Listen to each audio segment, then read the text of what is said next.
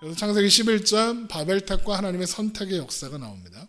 사람들이 벽돌과 영청과 그걸 가지고 바벨탑, 도시와 탑을 만들겠다고 해요. 동시에 중심에는 바벨 하늘에 닿는 탑을 쌓자 그래요. 창세기 11장 3절. 서로 말하되 자 벽돌을 만들어 견고히 굽자 하고 이에 벽돌로 돌을 대신하여 역청으로 진흙을 대신하고 또 말하되 자 성읍과 탑을 건설하여 그 탑 꼭대기를 하늘에 닿게 하여 우리 이름을 내고 온 지면에 흩어짐을 면하자. 보세요. 하나님의 의도가 뭐였다고요? 아담의 후손, 노아의 후손들이 각지 각 땅에 흩어져 사는 거라고 했죠. 근데 인간들이 무슨 짓을 하느냐? 흩어지지 않기로 하자 그래요. 왜? 왜 그럴까? 왜 하늘에 닿는 탑을 쌓는 걸까? 지금 이 족속들은 뭘 경험한 족속들이에요? 홍수가 있었다는 걸 아는 족속들이에요. 사람들. 그런데 흩어져서 살다가 또 홍수가 오면 우리 다 죽는다. 그러니 흩어지지 말고 바벨탑을 쌓아서 하늘에 닿는 탑을 쌓아서 혹 홍수가 또 나면 거기로 피하여 살자. 이러기로 하는 거예요. 그러니까 이미 뭔 말은 홍수의 심판 그거 왜 당했냐? 우리가 힘이 없어서 당했다. 힘이 없었어. 홍수를 예측하지 못해서 당한 거다. 이제 흩어지지 않고 힘을 모으면 우리가 홍수를 이겨낼 수 있다. 이 말은 다르게 하나님을 이길 수 있다. 모여서 있으면 하나님 안 무섭다. 모여 있으면 하나님 없이도 잘 살 수 있다. 그게 뭐예요? 선악과잖아요. 이해되죠? 선악과예요, 선악과. 인간이 하나님 없이 살고 싶은 거예요. 자, 그런데 이런 인간들의 태도에는 아주 멍청한 게 하나 있죠. 그게 뭐예요? 하나님이 뭘 약속하셨죠? 홍수로 다시는 심판하지 않겠다 약속하셨어요. 이제 홍수 없어요. 그러니까 홍수를 피하여 살 필요가 없어요. 그런데 죄 가운데 있는 인간들은 하나님의 약속을 신뢰하지 않고 스스로 문제를 해결할 수 있는 방법을 찾는 거고 그게 바벨탑인 거예요. 그래서 바벨탑은 어느 시대에나 언제나 있어요. 우리 시대에도 바벨탑은 있어요. 하나님의 약속을 신뢰하지 못하고 내가 자격을 갖추고 내가 조건을 갖추고 내가 무언가 해서 내 위치와 존재를 증명하겠다라는 시도들이 다 바벨탑이에요. 이건 심지어 교회도 바벨탑이 될 수 있다는 얘기예요. 교회에서 행위를 강조하고 네가 뭘 해서 자격을 갖춰야 한다. 이런 종교 행위들 다 바벨탑이 될 수 있어요. 심지어 성경 공부도 그럴 수 있어요.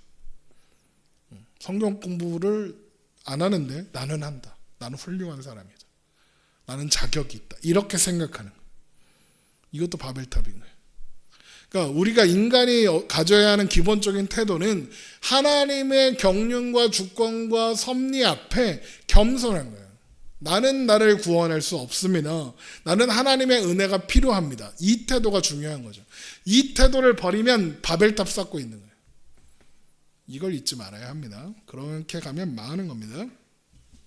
그래서 하나님은 어떻게 하시느냐? 인간들의 언어를 혼잡하게 하시고 언어가 혼잡하게 되니까 사람들은 하나님께서 애초에 가지셨던 의도대로 온 지면에 흩어져요. 그래서 하나님 없이 성읍을 세워 안전을 얻으려는 인간의 헛된 시도가 무너지게 되는 거죠. 창세기 11장 6절 여호와께서 이르시되 이 무리가 한 족속이 언어도 하나이므로 이같이 시작하였으니 이후로는 그 하고자 하는 일을 막을 수 없으리로다. 자 우리가 내려와서 거기서 그들의 언어를 혼잡하게 하여 그들이 서로 알아듣지 못하게 하자 하시고 여호와께서 거기서 그들을 온 지면에 흩으셨으므로 그들이 그 도시를 건설하기를 그쳤더라. 사람들은 스스로 이름을 내길 원했고 실제로 그렇게 했죠. 하지만 그들이 낸 이름은 수치의 이름일 뿐이었죠. 그래서 그곳의 이름을 바벨이라 불렀다. 이는 하나님이 언어를 혼잡하게 하셨다. 혼잡하게 하셨다. 흩으셨다. 라는 의미예요. 이게 발랄, 흩어졌다. 라는 의미에서 나온 건데. 그러나 사람들은 그곳을 흩어진 곳이라고 하지 않고 바벨, 신들의 문이다. 라고 했다. 그러니까 사람들은 바벨을 세우고자 했으나 하나님은 발랄하셨다. 흩어지게 만드셨다. 이 사건에서 우리가 이제 기억해야 하는 게 뭐냐? 단순히 언어가 복잡해졌다. 뭐 한국어, 일본어, 중국어, 영어, 뭐 아랍어 이런 게 생겼다. 이런 의미가 아니에요. 물론 그런 의미이기도 1차적인 그런 의미이기도 하죠. 그런데 언어가 뭐예요? 언어는 소통의 한 방법일 뿐이에요. 그렇죠? 그러니까 언어가 혼잡해진다 이 말은 소통의 단절을 말하는 거죠. 마음이 나뉘는 거예요. 그래서 그러니까 소통의 단절은 언어가 다르다고 오지 않아요. 이해돼요? 무슨 말인지? 언어가 달라도 소통하고자 하면 할 수 있어요. 제가 필리핀에 선교를 한 5번 정도 갔는데 필리핀은 영어랑 따갈로그라고 현지어를 써요. 두 언어를 쓰는데 제가 영어를 잘할 것 같습니까? 저 영어 잘 못해요.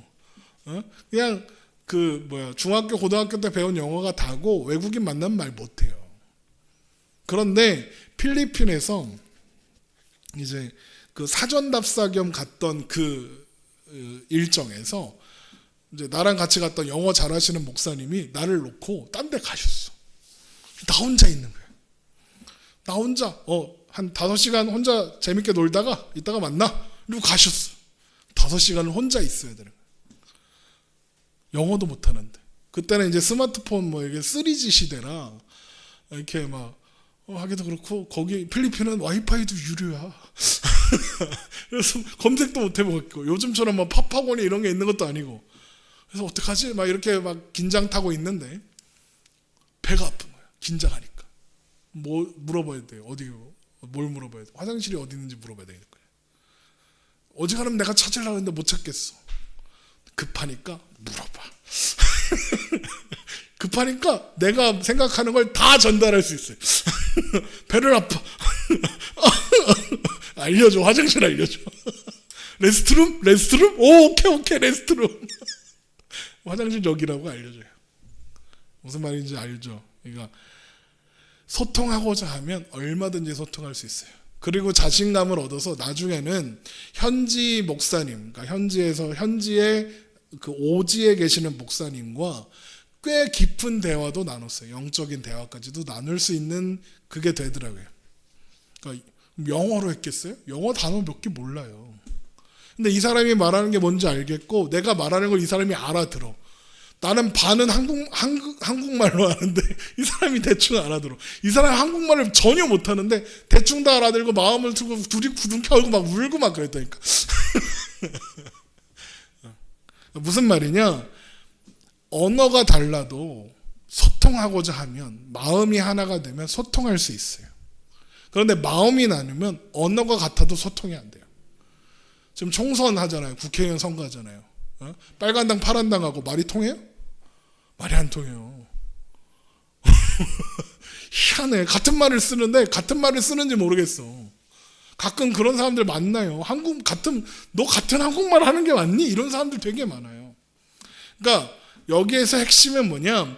언어가 혼잡되었다. 이 말은 사람들의 마음이 혼잡하게 되었다. 나뉘었다. 사람들의 생각과 사상과 문화가 나뉘었고 그 가운데 서로가 각각이 자기가 원하는 것들만 주장하게 되었고 자기가 좋아하는 것만 주장하게 되었다. 그래서 그게 마음이 맞는 사람들끼리 모여서 사는 거예요. 그게 이기심이라고 하죠. 이기심대로 모이는 거예요. 그러니까 하나님은 언어의 혼잡이라는 계기를 주셨을 뿐이지 이기심으로 흩어지기로 한 건 인간이 가지고 있는 본성이었다는 거죠. 자, 그런데 그렇게 마음이 나뉘고 언어가 혼잡해지는 게 하나로 통일되는 순간이 있어요. 언제죠? 사도행전 2장. 성령님이 임하시니까 사도와 기도하던 사람들이 거리로 쏟아져 나와 복음을 전하는데 세계 각지에서 오는 다른 언어와 다른 문화 속에 살던 사람들이 다 어떻게 듣냐? 자기들의 언어로 하나님의 큰 일을 말함을 듣는도다 그래요. 언어가 하나가 되죠. 그 다음에 어떤 일이 일어나느냐? 교회로 모인 사람들이 유무상통해요. 가난한 자가 없어지고 서로가 다 자기 해설 내놓고 마음을 하나로 모으고 모이기에 힘썼다. 무슨 말이냐? 바벨탑으로 흩어졌던 인간의 어떤 흩어짐이 사도행전에서 성령님이 임하시니까, 그러니까 예수 그리스도의 십자가 부활과 승천을 거쳐 성령님의 임재로 말미암아 흩어진 마음이 하나가 되고 흩어진 언어가 하나가 되는 역사가 일어났다. 이게 하나님의 디자인인 거예요. 그러니까 스스로 이름을 내고 흩어짐을 면하겠다는 인간들의 시도는 실패했죠. 그런 실패 앞에 하나님이 제시하시는 해결책이 바로 예수 그리스도고, 그 예수 그리스도라는 그 해결책을 설명하기 위해서 하나님이 들이미시는 역사가 하나님의 선택의 역사다. 그래서 우리 창세기의 11장 뒷부분을 보면 셈의 족보가 또 나와요. 그래서 그 족보가 이어져서 어디까지 가냐면 아브라함을 가요. 아브라함까지 가요. 그런데 여기서 재밌는 게 뭐냐면 뭐 아르박색도 나오고 셀라도 나오고 뭐 벨렉도 나오고 막 이렇게 나오잖아요. 왜 그 사람인지 몰라요. 왜 그 계보에서 아브라함인지 몰라요. 그 말씀 보세요.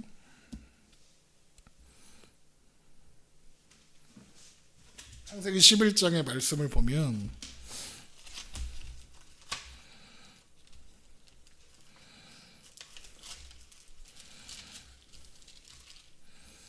여기 보면 셈, 아르박삿, 셀라 뭐 이렇게 이어지잖아요. 에벨 뭐 이렇게 데라, 아브람과 나홀과 하란 이렇게 나오죠. 쭉 26절까지 가서. 그럼 왜 아브라함이야? 맞이라서 그럴까? 맞이라는 증거가 없어요. 이해돼요? 무슨 말인지? 그러니까 이 계보 속에 등장하는 대표자들로 나와서 그 계보가 이어 데라 그래갖고 하란 막 이렇게 가가지고 아브라함까지 가는 그 계보에 등장하는 그 사람들이 왜 그 사람인지 몰라요.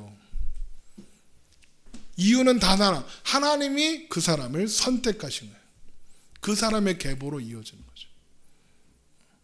그러니까 인간의 실패에 대한 하나님의 대답이 뭐냐? 하나님의 선택하사 은혜를 베푸시는 거예요.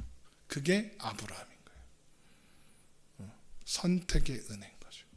아브라함을 하나님이 선택하셨어요. 그에게 은혜를 주셨어요.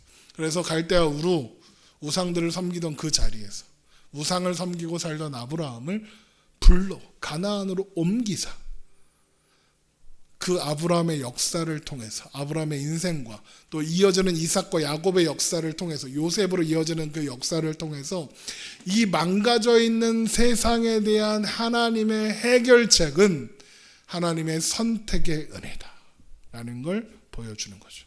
그리고 그 최종적으로 완성하는 큰 그림이 예수 그리스도를 통해서 완성된다는 걸 우리는 이제 성경 전체를 보며 발견할 수 있다는 거죠. 인간의 실패에 대한 하나님의 대답이 아브라함이에요. 그래서 아브라함의 선택과 그의 인생 여정을 살펴보는 건 중요하고, 그래서 그 이야기는 다음 시간에 살펴보도록 합니다. 질문.